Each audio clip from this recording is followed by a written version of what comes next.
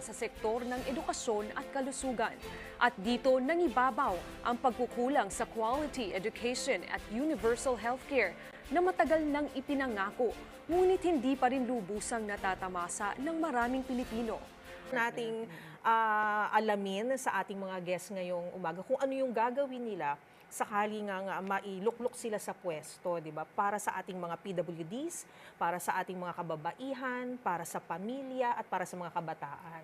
Equality in the workforce kahit pa sa mga PWDs natin. Kung able bodies naman sila, no? Tama. Sa pa pong katanungan, ano naman po yung mga PWDs o persons with disabilities, pero able bodies sila. So ito yung mga PWDs na gustong maghanap buhay.